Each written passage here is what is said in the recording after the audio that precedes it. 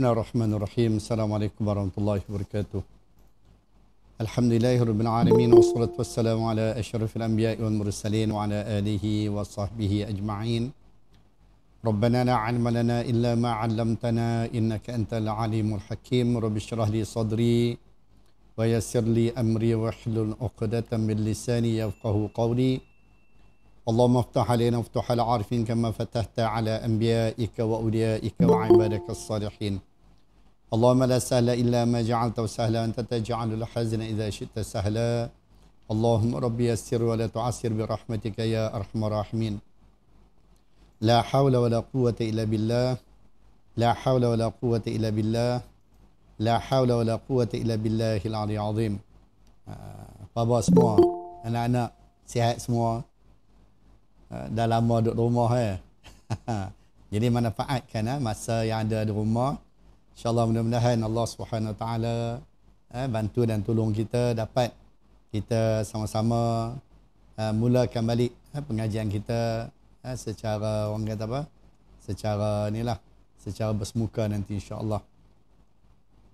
InsyaAllah hari ini kita akan ambil muka surat 33 bab yang ke-67 muka surat 33 kalau kitab saya ni muka surat 33 bab yang ke-67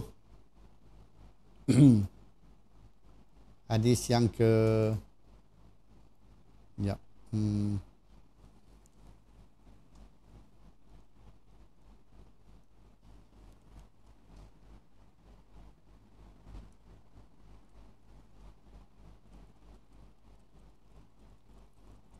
hadis yang ke-122.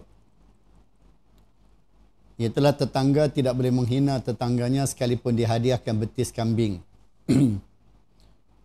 Haddatsana Ismail bin Abi Uwais qala haddatsani Malik an Zaid bin Aslam an Amr bin Muadz al-Ashhali an jaddatihi annaha qalat qala li Rasulullah sallallahu alaihi wasallam ya nisa al-mu'minat la tahqiranna imra'atun minkunna li jaratiha walau qura'u syatin muharraq atau kama qala alaihi wasallam. Ismail bin Abu Musa menceritakan kepada kami, Malik menceritakan kepadaku daripada Zaid bin Aslam dari Amr bin Muaz al-Ashhali daripada neneknya bahawasanya dia berkata, neneknya berkata Rasulullah SAW bersabda kepada saya, wahai wanita-wanita mukminin, janganlah seseorang di antara kamu menghina tetangganya sekalipun berupa betis kambing yang dibakar. Jadi Nabi SAW mengajar adab kepada kita. Sebab kebiasaannya, tabiat atau naluri manusia ni, kalau sekiranya dia dapat benda yang kurang berharga ataupun benda yang sedikit, maka jarang timbul dalam diri dia rasa nak bersyukur.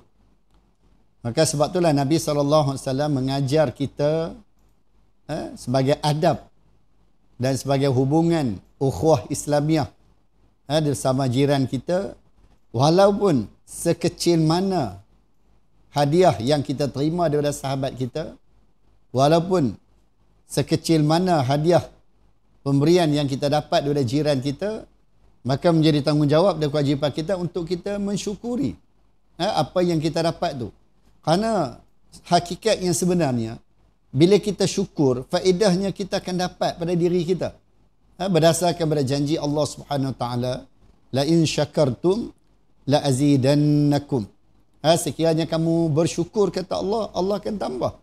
Maka sebab itulah kita kena didik diri kita, latih diri kita untuk wujud sifat bersyukur ni. Untuk ada sifat bersyukur dalam jiwa kita. Sebab itulah Allah Ta'ala sebut dalam Al-Quran, wa qalilum min ibadiyas syakur.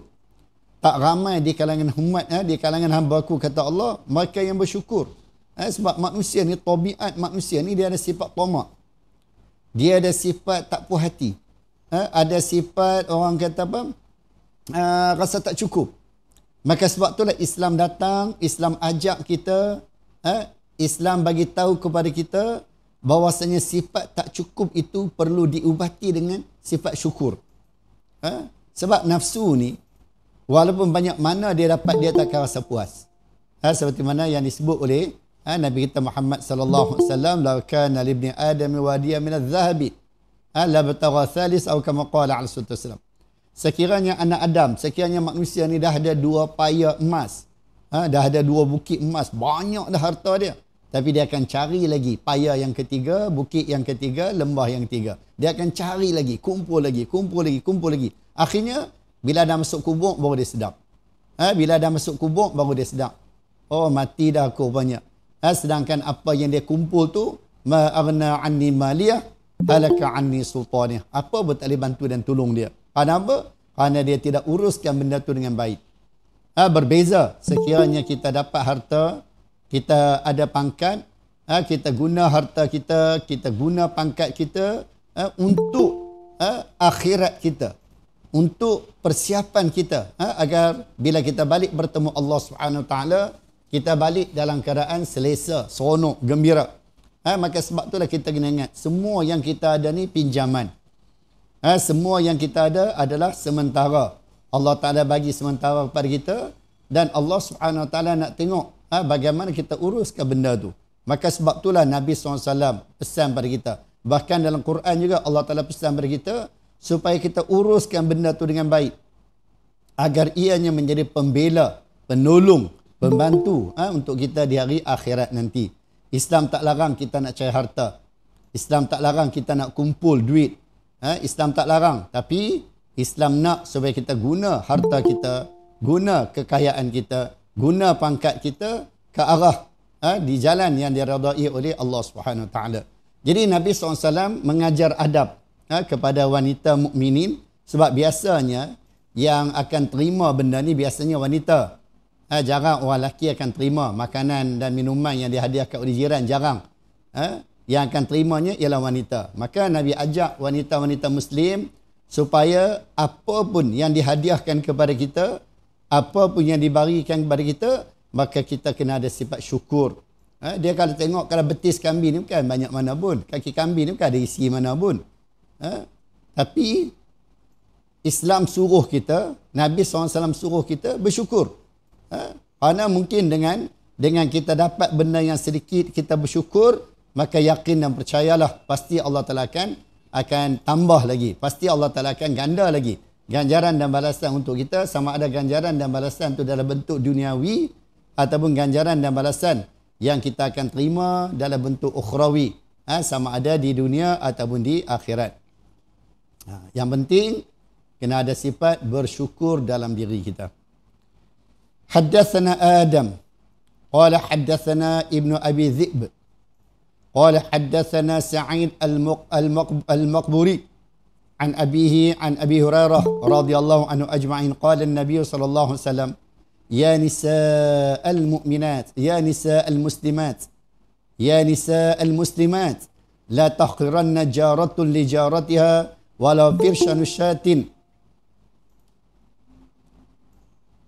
Adam menceritakan kepada kami, Ibnu Abi Dhu'aib menceritakan kepada kami, Sa'id al-Maqburi menceritakan kepada kami daripada bapanya, daripada Abu Hurairah radhiyallahu anhu ajma'in, Rasulullah SAW bersabda, wahai wanita-wanita muslimah, wahai wanita-wanita muslimah. Rasulullah ulang, bukan sekali Rasulullah panggil, bahkan Rasulullah ulang, nak menunjukkan kepada kita supaya wanita-wanita ni memberi tumpuan kepada apa yang nak disampaikan oleh Nabi sallallahu alaihi wasallam. Boleh je Nabi panggil dengan sekali panggil, boleh. Tapi Nabi panggil berulang. Pasal apa? Nak menunjukkan bahawasanya benda yang Rasulullah nak sampai ni sangat penting. Benda yang Rasulullah nak cerita ni sangat penting dan sangat besar. Yang perlu diberi perhatian. Maka sebab itulah antara hikmah Nabi SAW ulang benda ni supaya wanita-wanita muslimah, sahabiat ni bagi tumpuan, bagi orang kata perhatian kepada apa yang nak disampaikan oleh Nabi kita Muhammad sallallahu alaihi wasallam. Apa yang Nabi nak sampaikan? Nabi kata janganlah seseorang tetangga menghina tetangganya yang lain sekalipun berupa betis kambing. Sekalipun apa yang diberi itu benda yang kecil, benda yang remeh-temeh, tapi bila ianya adalah hadiah daripada kawan kita, sahabat kita, jiran kita, maka menjadi tanggungjawab kepada kita supaya kita orang kata menghargai pemberian tersebut. Mungkin sahabat kita, kawan kita, jiran kita, mungkin dia pun susah, tapi dengan sifat ingin buat hubungan silaturahim, di atas sifat ingin berkongsi sebahagian dari rezeki yang Allah Ta'ala kurniakan kepada kita, kepada dia, seperti yang Allah Ta'ala sebut, wa fi amwalihim haqqun ma'lum. Orang mukmin yang sebenarnya ialah mereka tahu bahawasanya dalam harta mereka, benda yang mereka miliki, ada hak orang lain di situ. Jadi mungkin di atas dasar ini, maka jiran kita usaha, ikhtiar, cari jalan bagaimana dia nak kongsi juga sebahagian dari rezeki yang dikurniakan oleh Allah kepada dia dengan jiran yang ada di tepi dia tu. Jadi kita sebagai jiran, maka kita kena terima, kena bersyukur dan kena rasa bangga dengan apa yang diberikan oleh jiran kita, oleh tetangga kita. Dan sifat syukur ni kita kena pupuk daripada kecil lagi. Maka sebab itulah kita kena didik anak-anak kita, cucu-cucu kita agar dalam diri mereka wujud sifat syukur ni. Kalau daripada awal lagi kita tak didik, maka agak sukar bila mereka membesar dalam keadaan tak terdidik dengan sifat syukur ni, agak mencabar kehidupan mereka di masa akan datang. Maka sebab itulah menjadi tanggungjawab dan kewajipan ibu bapa atau kewajipan mereka yang bertanggungjawab di rumah untuk mengajar adab, untuk mendidik anak-anak, cucu-cucu. Kita kata siapa-siapa yang berada di bawah jagaan kita, agar mereka beradab, agar mereka mempunyai sifat mensyukuri setiap nikmat yang mereka perolehi. Jangan kita yang ajak mereka, Allah sikit je.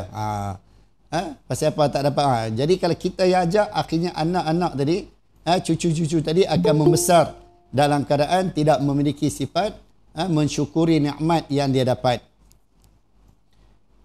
Bab yang ke-68, pengaduan terhadap tetangga. Boleh kita mengadu apa yang dilakukan oleh jiran kita, oleh tetangga kita terhadap kita. Jadi hadis ni nak menceritakan kepada kita tak salah kalau sekiranya kita pergi mengadu dan menceritakan keburukan jiran kita, tak salah. Tak termasuk dalam hukum mengumpat. Sedangkan kita sebut keburukan dia tu di belakang dia. Kalau kita tengok ta'rif ataupun pengertian mengumpat ni ialah kita menyebut sesuatu yang kawan kita tak suka, sahabat kita tak suka di belakang dia. Itu ta'rif mengumpat. Zikruka akhaka bima yakrahu. Kamu sebut suatu yang kawan kamu tak suka, jiran kamu tak suka di belakang dia. Itu dinamakan mengumpat. Tapi dalam bab kita nak mengadu, dalam bab kita nak menuntut keadilan, dalam bab kita nak mencari hukum, maka tidak salah kita menceritakan keburukan ataupun benda-benda yang tak baik yang dilakukan oleh jiran kita, kawan-kawan kita, sahabat-sahabat kita. Dan haddatsana Ali bin Abdullah qala haddatsana Safwan bin Isa qala haddatsana Muhammad bin Ajlan qala haddatsana Abi an Abi Hurairah radhiyallahu anhu ajma'in qala rajulun ya Rasulullah inna li jaran yu'dhini faqala intaliq فأخرج متاعك إلى الطريق فانطلق فأخرج متاعه فاجتمع الناس عليه فقالوا ما شأنك قال لي جار يؤذيني فذكرت للنبي صلى الله عليه وسلم فقال انطلق فأخرج متاعك إلى الطريق فجعلوا يقولون اللهم لعنه اللهم أخزه فبلغه فأتاه فقال ارجع إلى منزلك ووالله لا أؤذيك. Ali bin Abdullah menceritakan kepada kami Safwan bin Iyas menceritakan kepada kami Muhammad bin Ajlan menceritakan kepada kami bapaku menceritakan kepadaku daripada Abi Hurairah radhiyallahu anhu ajma'in. Dia berkata seorang lelaki datang kepada Nabi SAW. Dia berkata kepada Nabi SAW, dia kata, wahai Rasulullah, sesungguhnya aku mempunyai seorang tetangga, seorang jiran yang menyakitiku. Jadi kita sebut tadi dah. Sebut perkara yang dibenci oleh jiran kita, sahabat kita di belakang dia, maka hukum asalnya dinamakan mengumpat. Tapi dalam bab kita nak cari hukum, dalam bab kita nak buat aduan kepada penguasa, kepada mereka yang lebih ada otoriti, maka ianya tak termasuk dalam bab mengumpat. Jadi sahabat ni datang mengadu pada Nabi SAW, dan masa tu Nabi adalah sebagai hakim. Nabi adalah sebagai ketua negara. Dan Nabi boleh memutuskan apa-apa keputusan berdasarkan kepada, kita kata apa, aduan yang diterima. Jadi datang seorang sahabat mengadu pada Nabi SAW, mengatakan bahawasanya jiran dia ni selalu menyakiti dia. Mungkin dia ceritalah apa-apa perkara yang dilakukan oleh jiran dia. Lalu Nabi atau Rasul SAW bersabda, pulanglah dan keluarkanlah harta bendamu ke jalan. Rasulullah kata, kamu balik dan kamu bawa keluar semua barang-barang kamu, lungguk depan jalan. Ini salah satu daripada ubat yang diajar oleh Nabi SAW, bagaimana nak mengubati penyakit tak hormati jiran ni. Bagaimana nak mengubati sifat yang ada dalam diri seseorang yang tak mau menghormati jiran. Itu sebab kita bila hidup berjiran ni kena ingat. Kena ambil perhatian. Jangan kita riuh rendah, bising dalam rumah sampai mengganggu jiran. Kadang-kadang buka TV dengan suara yang kuat sampai mengganggu jiran. Buka radio ke, buka apa-apalah. Zaman sekarang macam-macam teknologi ada. Jadi jangan sampai mengganggu jiran. Kerana apa? Kerana semua benda tu kita kena ambil perhatian. Sebab jiran kita juga nak masa orang nak berehat dan sebagainya. Mereka juga kadang-kadang penat. Maka sebab itulah menjadi tanggungjawab dan kewajipan kita untuk kita jaga hubungan yang apa kita kata yang ditetapkan oleh Allah Subhanahu Taala. Berjiran ni satu nikmat Allah sebenarnya. Kita berjiran di dunia dan mudah-mudahan kita juga dapat berjiran di akhirat dalam syurga nanti. Sebab itulah kita kena pastikan kita berjiran dengan orang yang boleh bersama dengan kita di dalam syurga nanti. Bukan kata kita nak bergaduh di sini, nak bermasam muka di sini, nanti bila balik ke sana nanti pakat-pakat rugi habis semua. Na'udzubillah min zalik. Jadi Nabi kata, pulanglah dan keluarkan harta bendamu ke jalan. Kemudian orang tersebut pun balik lalu mengeluarkan semua harta bendanya, dia lungguk depan jalan. Tiba-tiba orang-orang menggerubuninya sambil bertanya, bila dah bawa keluar semua barang-barang di tepi jalan, sudah tentu siapa yang lalu di jalan tersebut akan tanya. Maka berhenti tanya, ni pasal apa? Nak jual ke? Nak lelong ke? Nak buang ke? Pasti orang akan tanya. Lungguk barang banyak-banyak ni depan rumah ni, apa cerita? Nak pindah rumah ke? Nak jual ke? Nak lelong ke? Nak sedekah ke? Nak bagi sumbangan kan, mana tahu musim-musim Covid ni kan, musim-musim orang tak ada barang ni, ataupun musim kerja pun tak ada, kok dia nak jual barang dia terlampau banyak dalam rumah, barang yang tak pakai, yang tak perlu. Jadi sahabat ni bila Rasulullah kata kamu balik dan kamu keluarkan semua barang dan harta benda kamu yang ada dalam rumah tu, lungguk depan rumah, letak di jalan, mana depan rumah lah tu, depan laluan orang. Lalu sahabat ni pun bawa keluar dan letak depan.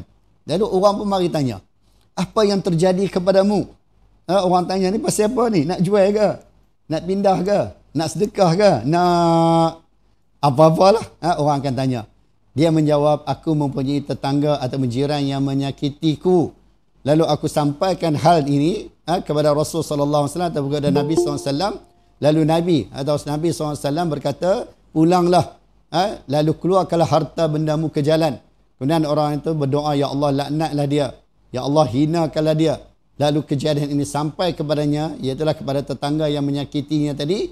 Kemudian dia bergegas menghampirinya sambil berkata, kembalilah ke rumahmu, demi Allah aku tidak akan menyakitimu. Ini adalah salah satu daripada ubat yang diajar oleh Nabi SAW, bagaimana kita nak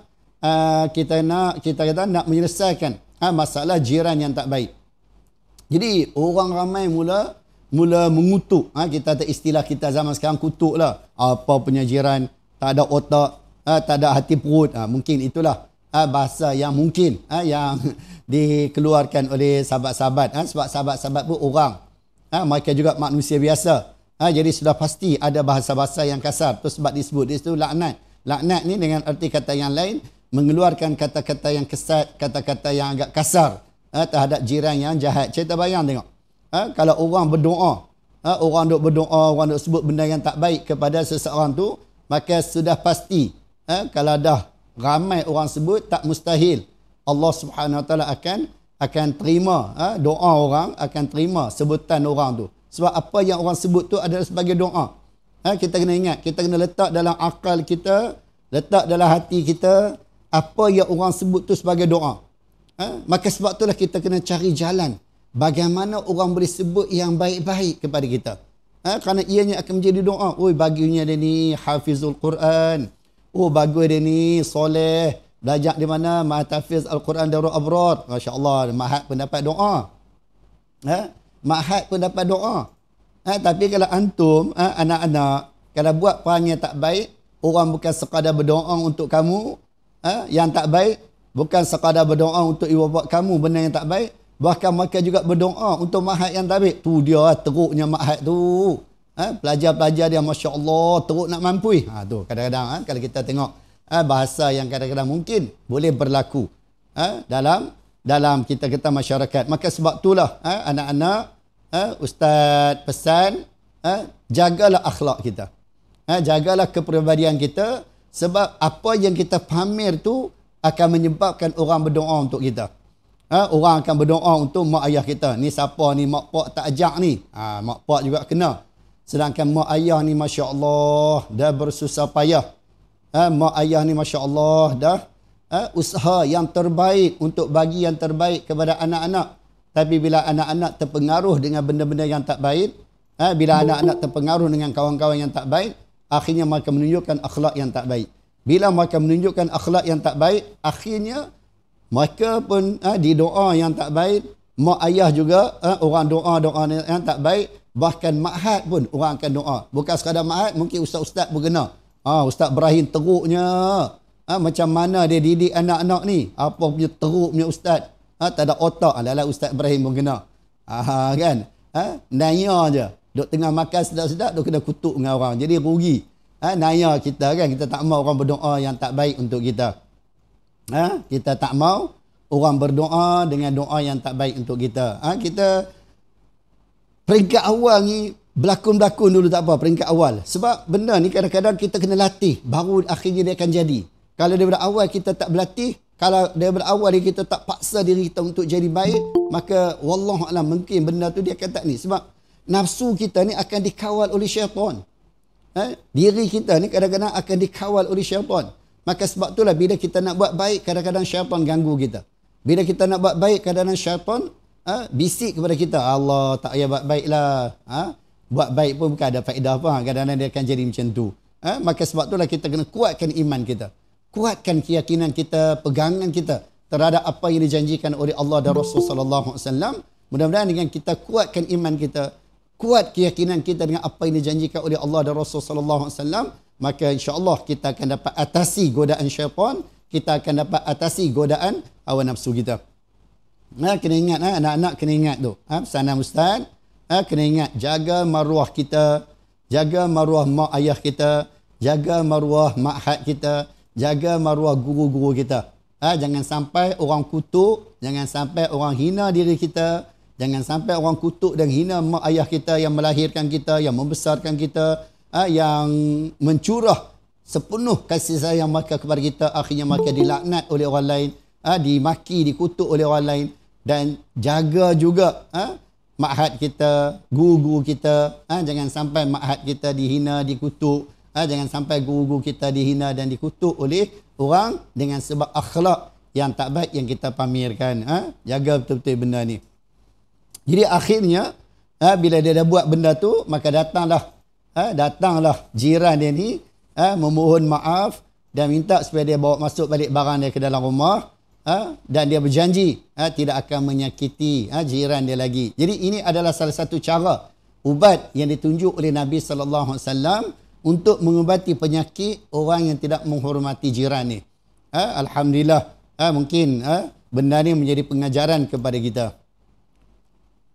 Haddatsana Ali bin Hakim Al-Audi qala haddatsana Syarik an Abi Umar an Abi Juhaifah qala syakka rajulun ila an-nabi sallallahu alaihi wasallam jarahu faqala ihmil mata'ak wada'hu 'ala at-tariq faman marra bihi yal'anuhu faja'ala kullu man marra bihi yal'anuhu faja'a ila an-nabiy sallallahu alaihi wasallam faqala ma laqitu minan nas faqala inna la'natullahi fawqa la'natihim thumma qala lilladhi shakka kufita aw nahwa atau kama qala alaihi salatu wassalam.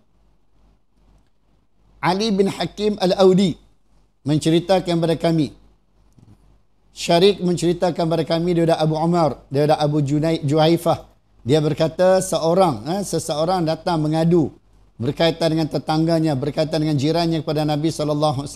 Jadi cek kita bayang ni sahabat-sahabat muslimin dirahmati Allah, anak-anak yang dirahmati Allah, kita bayang tengok.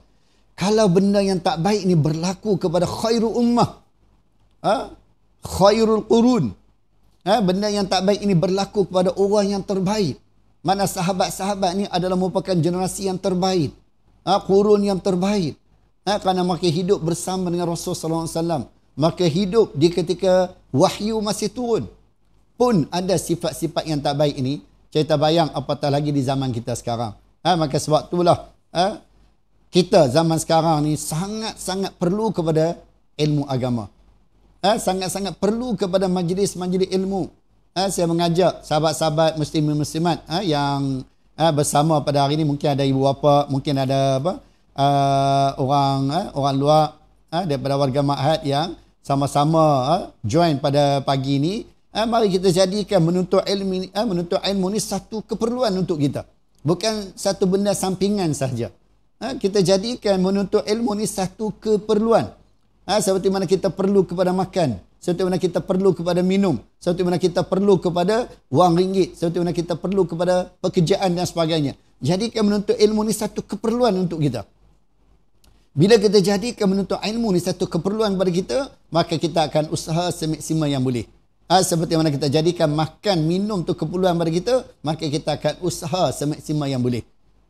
Kita akan cari jalan bagaimana kita boleh mengaji, boleh belajar. Zaman sekarang Masya Allah, banyak ustaz yang buat live, banyak guru-guru yang mengajar secara alam maya ni, Masya Allah banyak. Jadi kita ambil peluang yang ada ni. Mungkin kita nak pergi surau, nak pergi masjid, ada kawasan-kawasan yang masih disekat, majlis-majlis yang masih tak boleh buat. Tapi kita di Perak ni Alhamdulillah, majlis agama dah benarkan kita mengadakan kuliah di surau-surau, masjid-masjid, walaupun hanya kuliah maghrib saja.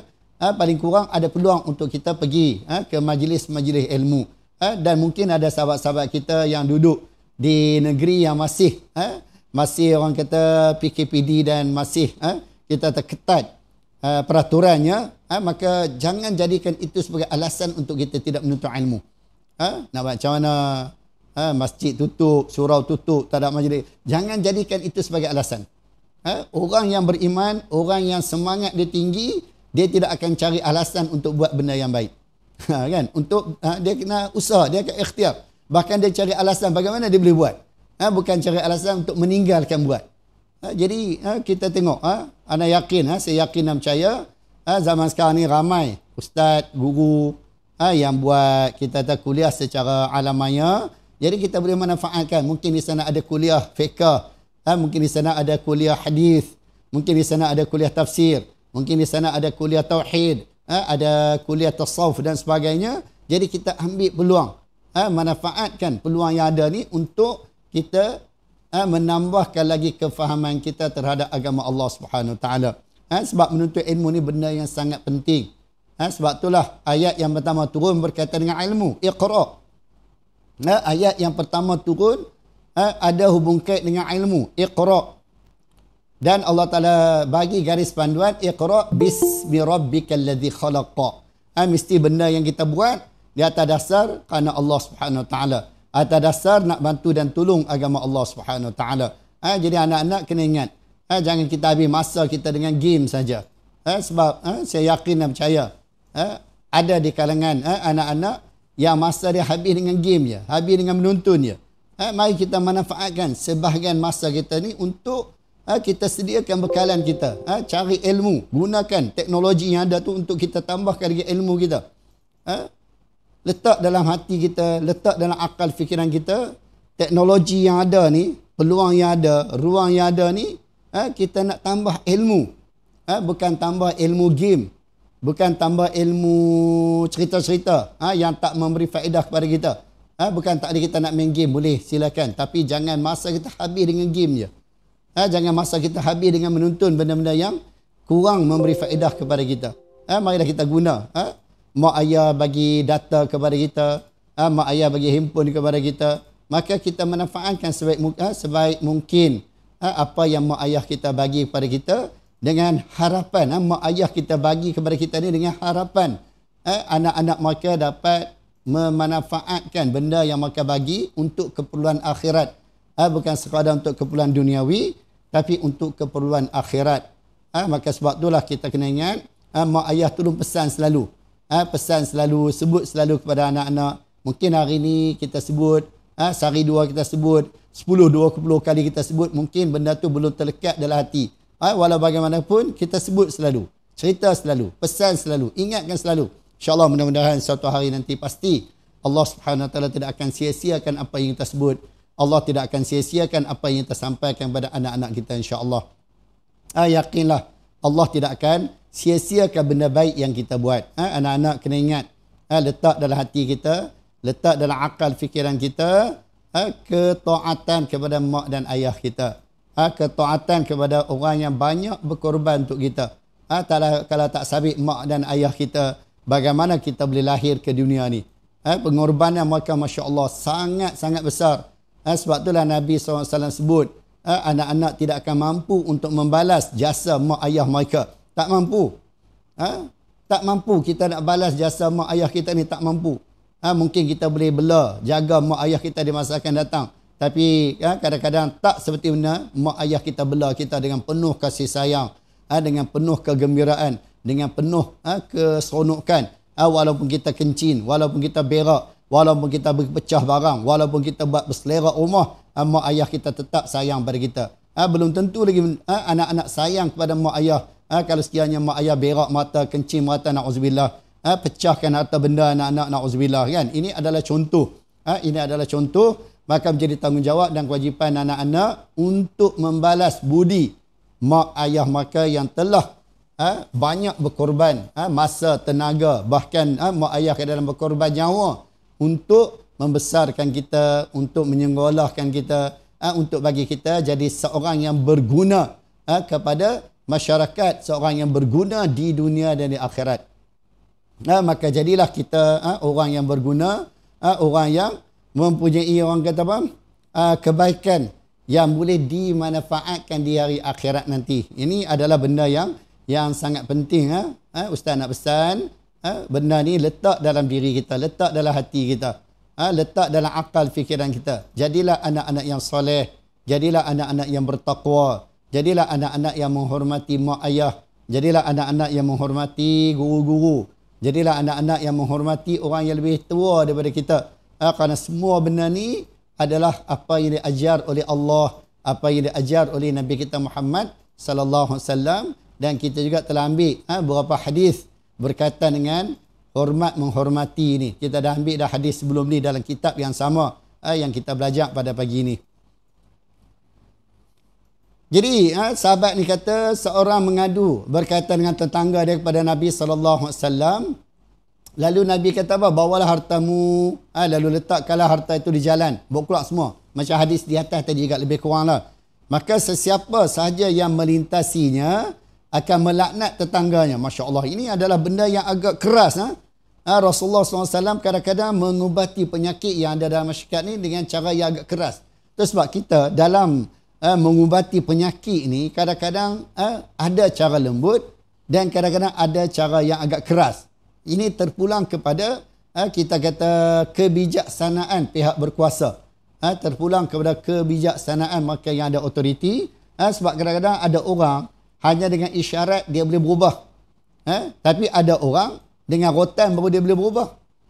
Ataupun benda yang lebih berat lagi. Maka sebab itulah kita kena serahkan benda tu kepada orang yang ada otoriti untuk membuat keputusan. Jadi Nabi SAW buat keputusan terhadap apa yang berlaku kepada sahabat ni, iaitulah dengan Nabi kata, kamu bawa keluar barang-barang kamu keluar rumah, Biar situ. Jadi siapa yang lalu pasti orang akan laknat. Pasti orang akan doa yang tak baik. Masya Allah. Kena ingat. Anak-anak kena ingat. Sahabat-sahabat kena ingat. Doa yang tak baik ini Masya Allah. Bukan sekadar akan kena diri kita. Na'udzubillah. Bahkan akan kena juga harta benda.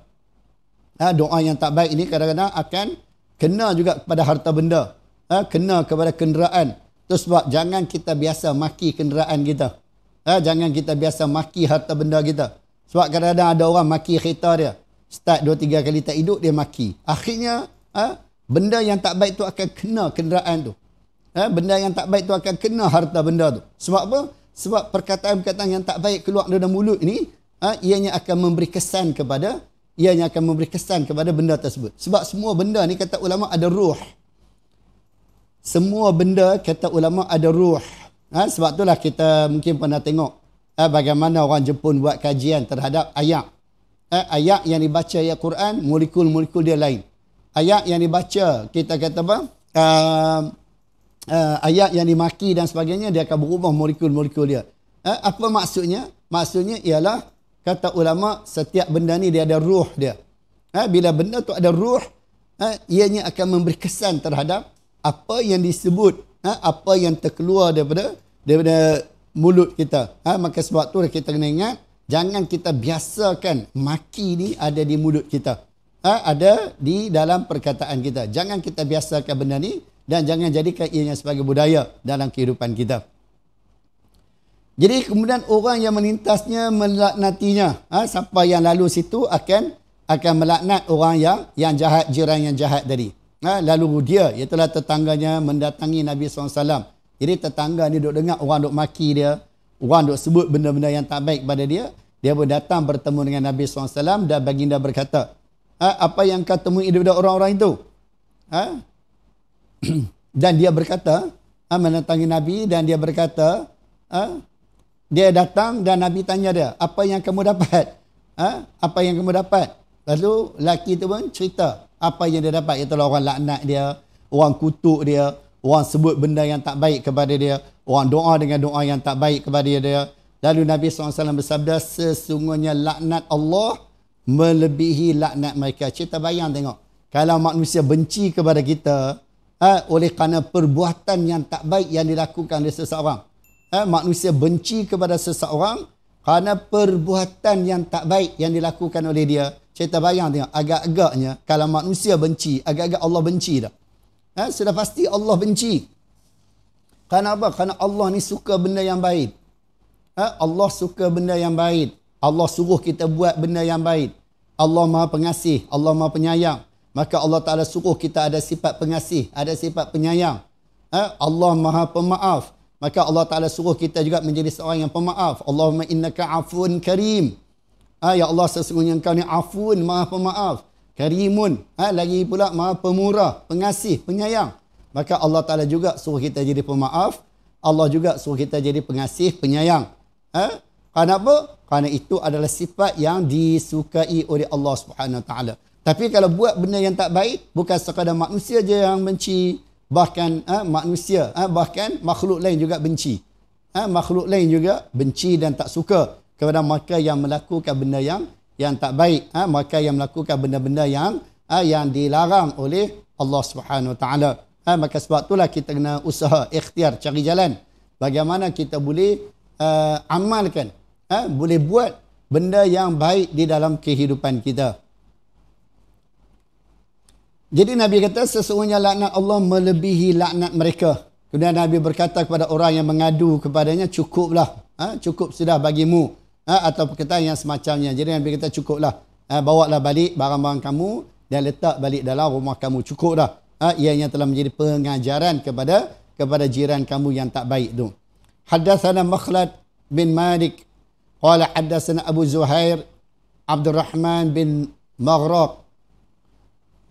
قال حدثنا الفضل يعني ابن مبشر قال سمعت جابرا يقول جاء رجل إلى النبي صلى الله عليه وسلم يستعديه على جاره فبينه هو قاعد بين ركنين والمقام بين الركن والمقام إذ أقبل النبي صلى الله عليه وسلم وراءه الرجل wa ra'ahu ar-rajulu wa huwa muqamun rajulan alayhi thiyabun bayadun 'inda al-maqam haythu yusalluna 'ala al-janaiz fa aqbala an-nabi sallallahu alaihi wasallam faqala bi abi anta wa ummi ya Rasulullah man ar-rajul alladhi ra'aytu ma'ak muqawimaka alayhi thiyabun bayd qala aqad ra'aita qala na'am qala ra'aita khairan katsira ذاك جبريل عليه السلام رسول ربي ما زال يوصيني بالجار حتى ظننت أنه جاعل له ميراثا. Makhlad bin Malik menceritakan kepada kami Abu Zuhair, itulah Abdul Rahman bin Maghraq menceritakan kepada kami Al-Fadl bin Mubashir menceritakan kepada kami, dia berkata, aku mendengar Jabir radhiyallahu anhuma berkata, datang seorang pemuda kepada Nabi sallallahu alaihi wasallam nak mengadu pelakuan tetangganya. Datang seorang pemuda nak mengadu berkaitan dengan apa yang dilakukan oleh tetangga dia, oleh jiran dia. Benda yang tak baik yang dilakukan oleh jiran dia. Tatkala dia sedang duduk di antara salah satu sudut maqam dan maqam yang lain, ialah satu sudut di tempat yang berkaitan dengan masjid. Datanglah Nabi SAW, dia juga melihat di sisi Nabi ada seorang pemuda berbaju putih di tempat pemakaman, tempat perkuburan. Saat kaum muslimin sedang melakukan solat jenazah. Datang pemuda tadi menghampiri Nabi SAW sambil berkata, demi bapa dan ibuku wahai Rasulullah, siapakah orang yang di sisimu yang berbaju putih? Lelaki ni dia datang nak mengadu pada Nabi SAW. Jadi ketika dia tengok Nabi, dia nampak ada seorang lelaki yang berdekatan dengan Nabi SAW, seorang lelaki yang memakai baju putih, seorang yang kita kata nampak kemas, hebat. Lalu lelaki ini tanya pada Nabi SAW, siapakah orang yang di sisimu yang berbaju putih tu? Nabi bertanya, apakah engkau melihatnya? Nabi tanya pula pemuda tu, apakah kamu melihat lelaki tadi? Pemuda itu menjawab, ya. Maka Nabi SAW bersabda, engkau telah melihat banyak hal. Dia itu adalah Jibril. Engkau telah melihat perkara yang baik, khairun. Perkara yang baik.